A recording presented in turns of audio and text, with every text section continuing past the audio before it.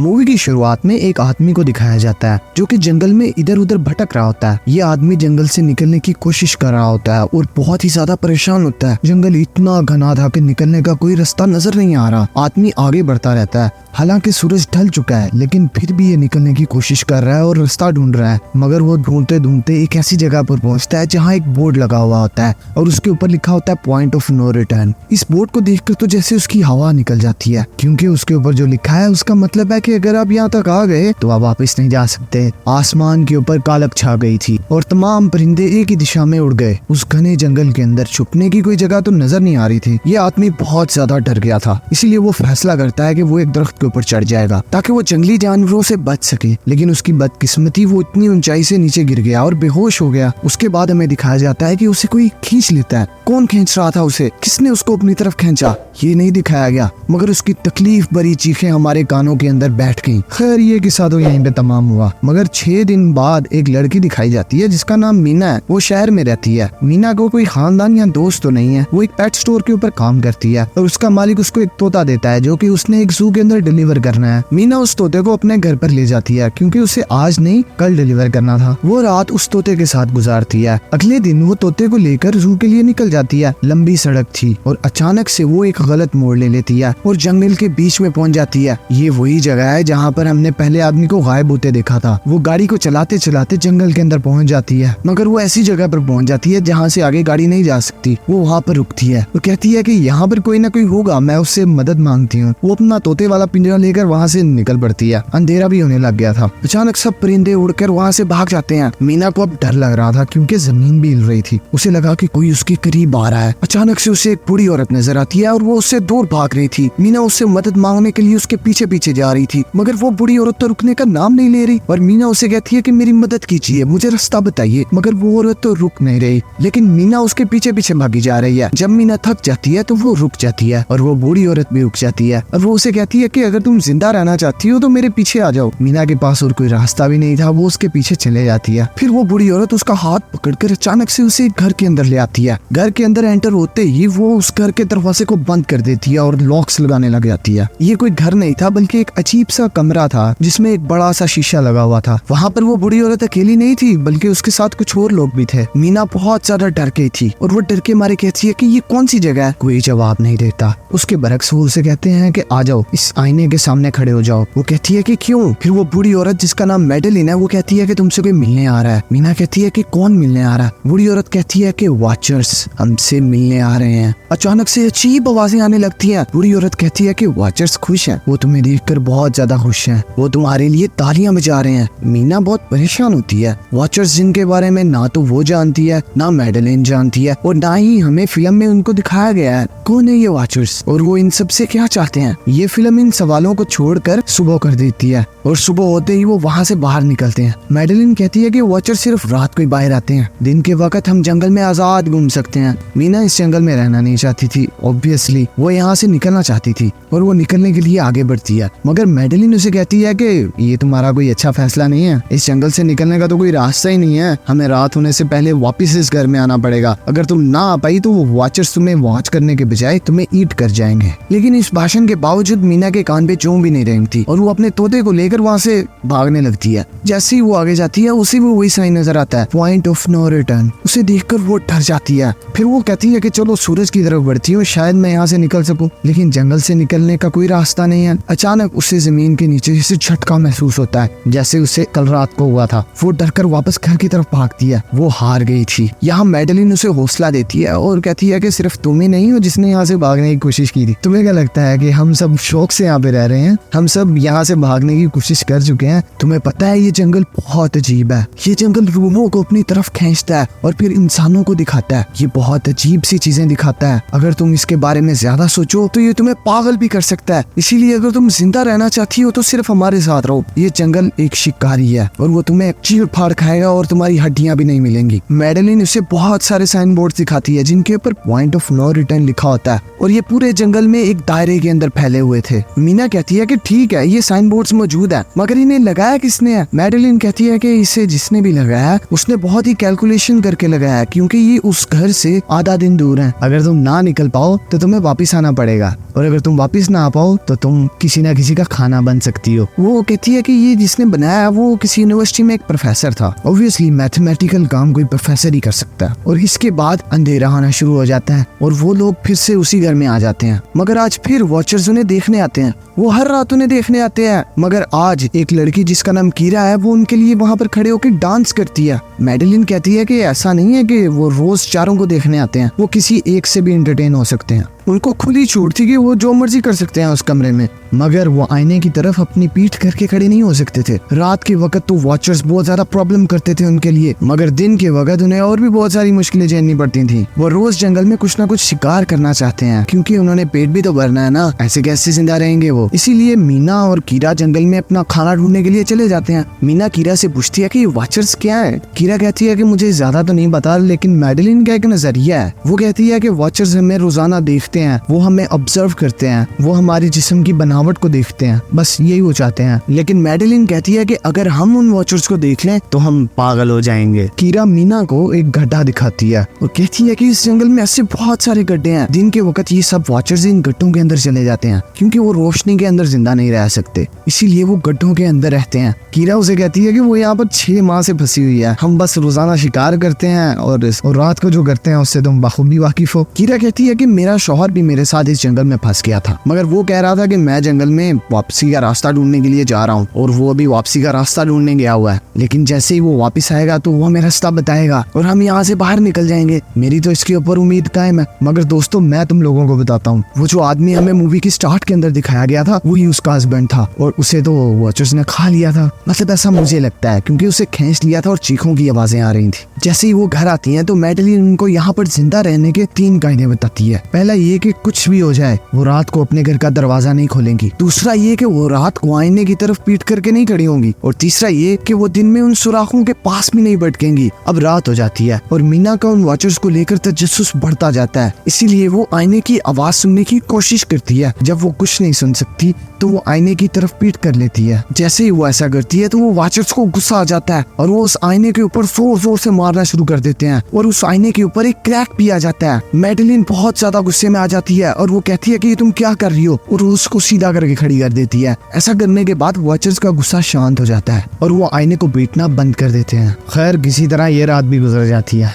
अगले दिन मीना डैनियल के साथ शिकार पर जाती है, क्योंकि मीना अपने अच्छे दिनों को जाया नहीं करना चाहती थी, इसीलिए वो यहाँ से निकलने की कोशिश करती है। वो डैनियल से पूछती है कि क्या तुमने कभी किसी वॉचर को देखा है? डैनियल कहता है कि नहीं, मैंने तो नहीं देखा। फिर मीना डैनियल से कहती है कि मुझे लगता है कि ये सब कहानियां मैडेलिन की गढ़ी हुई हैं, मुझे इनके ऊपर कोई यकीन नहीं है, वो हमें बस अपनी कहानियों के अंदर फंसा रही है। हमें इन सुराखों को चेक करना चाहिए, शायद इसके अंदर हमें कुछ मिल सके। अब डैनियल भी तो एक फंसा हुआ इंसान है ना, वो भी तो यहाँ से निकलना चाहता है। वो कहता है ठीक है, कोशिश करके देखते हैं। मीना एक रस्सी की मदद से उस सुराख के अंदर जाना शुरू कर देती है, और दूसरी तरफ से डैनियल ने उस रस्सी को पकड़ा होता है कि खुदा न खास्ता अगर मीना को कुछ हो जाए तो वो उसे बाहर खींच ले। जैसे ही मीना उस सुराख के अंदर जाती है तो उसे कोई वॉचर नहीं मिलता वहाँ पे, मगर बहुत सारी चीजें मिलती हैं। मीना ये चीजें इकट्ठा करती है और वो सुराख से बाहर ले आती है। मीना कहती है कि ये जरूर उन इंसानों की चीजें हैं जो कि इस जंगल में गायब हो चुकी हैं। मगर मीना डैनियल से कहती है कि जब मैं सुराख से बाहर आ रही थी तो मैंने किसी की उंगलियां देखी थी, मगर वो कहती है कि मैं नहीं देख सकी कि वो क्या था, कौन था, मगर वो उन सारी चीजों को अपने साथ उस घर में ले जाती है। मैडेलिन ने उससे पूछा कि ये तुम कहाँ से लेकर आई हो? वो उन्हें झूठ बोल देती है कि उन्हें ऐसे ही जंगल में मिली थी। मैडेलिन कहती है कि मैं जो यहाँ रहती हूँ पूरे जंगल के अंदर इस तरह की कोई चीज नहीं पाई जाती, तुम्हें ये सब जरूर किसी गड्ढे के अंदर से मिला है।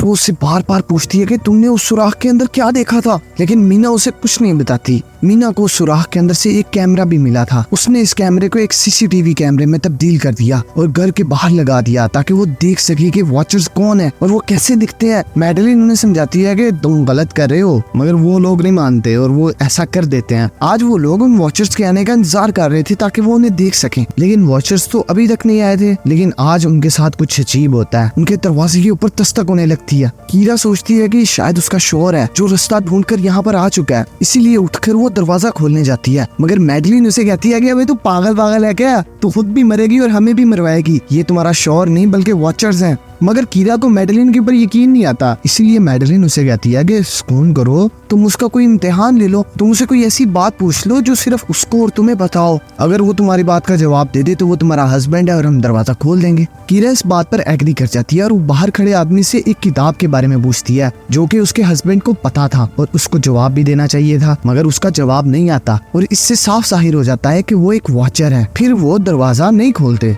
फिर वॉचर्स उस कैमरे को तोड़ देते हैं। सभी वॉचर्स बहुत ज्यादा गुस्से में थे। वो उनके घर के बाहर उस आईने को तोड़ने लगते हैं, लेकिन वो सभी लोग उस आईने के आगे जाकर खड़े हो जाते हैं। इस अमल के बाद उनका गुस्सा थोड़ा सा शांत हो जाता है और वो फिर वहाँ से चले जाते हैं। उस रात उनके साथ बहुत बुरा हुआ। फिर डैनियल और मीना फैसला करते हैं कि वो मैडलिन को सच बता ही देते हैं कि वो उस सुराख में गए थे। वो ये सब सुनने के बाद बहुत ज्यादा गुस्सा हो जाती है और वो कहती है मुझे तो पहले ही पता था, तुमने एक कानून तोड़ा है। मैडलिन जाकर उन सारी चीजों को उस सुराख के अंदर दोबारा से फेंक देती है और कहती है कि मीना अगर तुम यहाँ रहना चाहती हो ना तो तुम्हें सब रूल्स को फॉलो करना पड़ेगा। वो कहती है ठीक है। वक्त गुजरता जाता है और मौसम बदल जाता है। अब वहाँ पर सर्दियाँ आ चुकी थी, मगर वो तो वहाँ पर फंसे हुए थे ना। वो क्या करते सर्दियों में? वहाँ मौजूद सभी लोग वहाँ से बाहर जाने की उम्मीद खोकर जिंदगी गुजार रहे थे, मगर मीना को बाहर जाने पर बहुत उम्मीद थी। वो रोजाना बाहर जाकर रास्ता तलाश करती थी और एक नक्शा बना लेती थी कि आज वो कहाँ गई और कौन सा रास्ता ऐसा बाकी है जहाँ पर वो जा सकती है। और उसे यकीन था कि वो इस नक्शे की मदद से कभी ना कभी यहाँ से निकल जाएगी।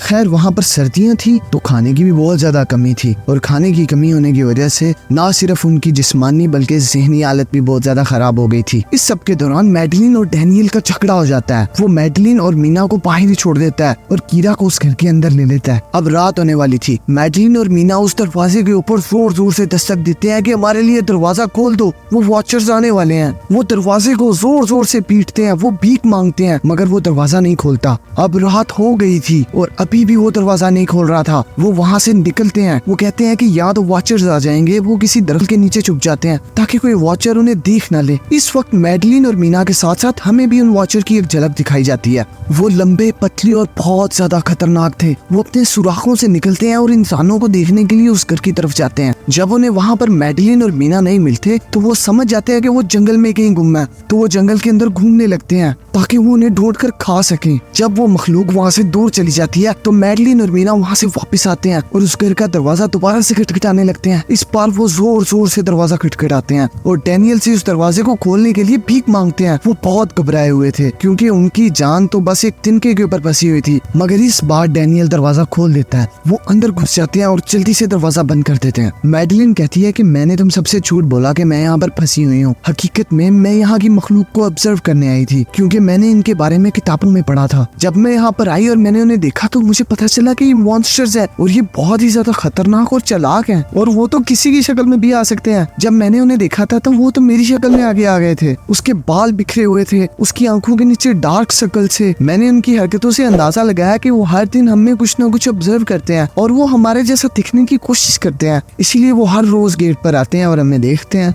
इस दौरान वो दरवाजा फिर से खटखटाया जाता है। वो मखलूक उनकी तरह बात कर रही थी और वो अंदर आना चाहती थी, मगर वो दरवाजा नहीं खोल सकते थे। लेकिन अगर वो दरवाजा ना भी खोलते तो वो मखलूक के अंदर इतनी ज्यादा ताकत है कि वो उस दरवाजे को उखाड़ कर फेंक सकते हैं। अब उन्हें वहाँ पर छुपने की जरूरत थी, मगर वो उस घर के अंदर कहाँ छुप सकते थे? अब तो उनकी मौत निश्चित थी। मगर तभी डैनियल को अपने पाँव के नीचे कुछ अजीब सा महसूस होता है। उसे वहाँ की जमीन थोड़ी अनइवन सी लगती है और जब वो वहाँ से कारपेट को उठाता है तो उसे एक बंकर दिखाई देता है। वो बिना वक्त ज़ाया किए उस बंकर के अंदर चला जाता है और उसके पीछे वो तमाम लोग उस बंकर के अंदर आ जाते हैं। जब वो उसके अंदर जाते हैं तो वो हैरान हो जाते हैं कि वो इतने अरसे से यहाँ पर रह रहे थे और उसे इस जगह का पता ही नहीं था। बंकर में तो बहुत ज्यादा सहूलतें थी, हजारों दिनों का खाना, टीवी, टेक्नोलॉजी और दूसरी चीजें। खैर उन्हें वहाँ पर थोड़ा चैन का सांस आता है। मीना ये जानना चाहती थी कि ये जगह किसने बनाई थी, इसलिए वो कंप्यूटर को ऑन करती है। कंप्यूटर पर इंटरनेट तो नहीं था लेकिन कुछ डाटा सेव था। जब वो उस डाटा को खोलती है और उसकी वीडियोस देखती है तो उसे पता चलता है कि ये जगह डॉक्टर मार्टिन ने बनाई थी और वो इस जगह के ऊपर रिसर्च करना चाहता था, इसीलिए उसने इस बंकर को बनाया था। वो पैसों का लालच देकर कुछ लोगों को वहाँ पर लाता था और ऊपर वाले कमरे के अंदर छोड़ देता था और खुद वो इस बंकर के अंदर रहता था और फिर वॉचर्स वहाँ पर आकर उन्हें खा जाते थे। अपनी रिसर्च के दौरान डॉक्टर मार्टिन ने बताया कि वो मखलूक कोई मॉन्स्टर्स नहीं है बल्कि वो परियां हुआ करती थी और इंसानों के साथ रहा करती थी, मगर इंसानों ने उन्हें धोखा दिया और वो इस जंगल में उन्हें फंसाकर वहाँ से भाग गए। वो बहुत सालों तक जमीन के अंदर रहने की वजह से अपना जादू और अपने पंख खो चुकी थी। इसके अलावा डॉक्टर मार्टिन बताते हैं कि उन्हें अपनी रिसर्च के दौरान एक ऐसी परी भी मिली जो कि रोशनी के अंदर भी बाहर आ सकती थी। वो अच्छी थी, उसने मार्टिन को नहीं मारा, इसीलिए वो उसे इस जगह पर ले आया था। उस परी ने मार्टिन के साथ रहते हुए बहुत कुछ सीख लिया था, मगर फिर उनका झगड़ा हो गया था। कंप्यूटर में बहुत सारी वीडियोस थी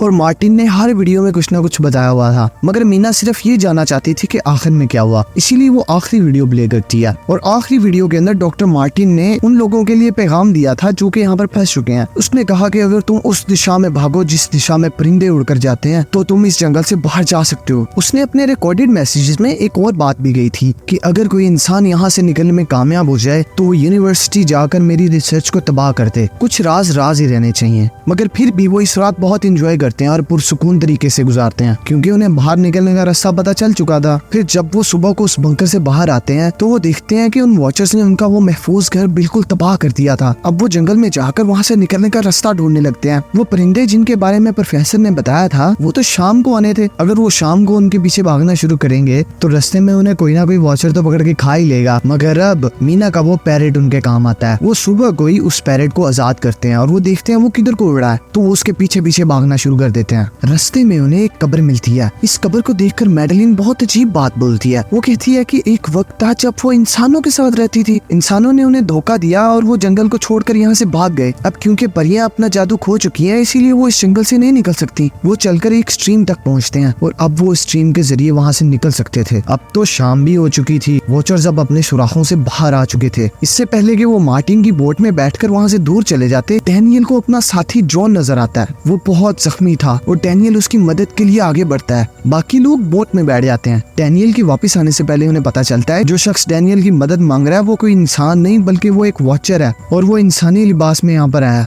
वो अब डैनियल की शक्ल लेकर ही डैनियल के सामने आ चुका था। वो तमाम लोग तो अब डैनियल के लिए कुछ नहीं कर सकते थे। उस परी ने उसको मार दिया और उसके माथे के ऊपर एक निशान छोड़ दिया। उन्हें पता था कि परियां इस स्ट्रीम के अंदर नहीं आ सकती और वो इसको पार नहीं कर सकती। आखिरकार वो यहाँ से निकलने में कामयाब हो चुके थे और वो शहर पहुंच जाते हैं। सीन कट होता है और हमें दिखाया जाता है कि मीना मार्टिन की यूनिवर्सिटी में जाती है और उसकी वसीयत के मुताबिक उसकी तमाम रिसर्च को तबाह कर देती है। डाटा को तबाह करने से पहले उसे एक नई चीज पता चलती है कि जब हजारों साल पहले इंसान और परियां साथ रहा करते थे तो वो शादी भी कर लिया करते थे और उनके बच्चे भी हुआ करते थे और उन बच्चों को हाइब्रिड्स कहते थे। उसे ये भी पता चलता है कि मैडलिन जो उसे वहाँ मिली थी वो प्रोफेसर की बीवी थी। उसे ये बात समझ नहीं आती कि मैडलिन ने उसे ये क्यों नहीं बताया कि वो उसकी बीवी है, और अगर वो उसकी बीवी थी तो उसे ये क्यों नहीं था पता कि यहाँ पर एक बंकर मौजूद है। वो इस बात को डिस्कस करने के लिए कीरा के पास जाती है। वो कीरा के पास जाकर उसे कहती है कि मैडलिन जो हमें जंगल में मिली थी वो असल में प्रोफेसर मार्टिन की बीवी थी, लेकिन उसने हमें ये क्यों नहीं बताया कि वो उसकी बीवी है और वो एक इंसान नहीं है बल्कि वो एक परी है जो कि अपनी शक्ल बदल सकती थी। कीरा ये सब सुनकर बहुत हैरान होती है। हकीकत में तो प्रोफेसर की बीवी मैडलाइन बहुत साल पहले लंग कैंसर की वजह से मर गई थी। प्रोफेसर उससे इतना प्यार करता था कि वो फिर से उसके साथ रहना चाहता था।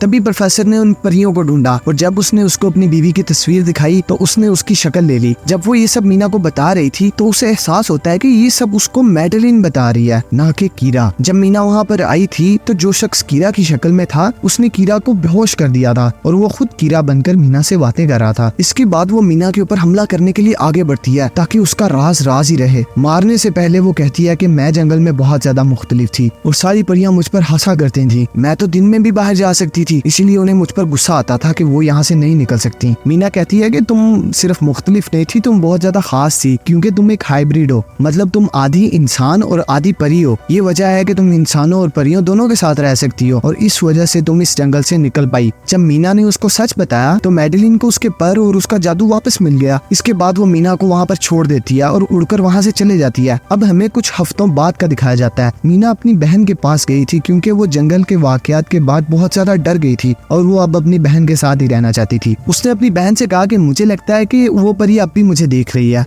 मीना की बहन कहती है कि फिक्र मत करो, कुछ नहीं होगा। कहानी के आखिरी सीन में छोटी बच्ची दिखाई देती है। वो कोई और नहीं बल्कि मैडलिन थी जो अब भी एक लड़की के रूप में उनकी दुनिया में रहती थी। और यहाँ पर कहानी खत्म हो जाती है। दोस्तों, आपको हमारी एक्सप्लेनेशन कैसी लगी? आपको वीडियो पसंद आई है तो वीडियो को लाइक करें और चैनल को जरूर सब्सक्राइब कर दें और बेल आइकन के ऊपर क्लिक कर दें।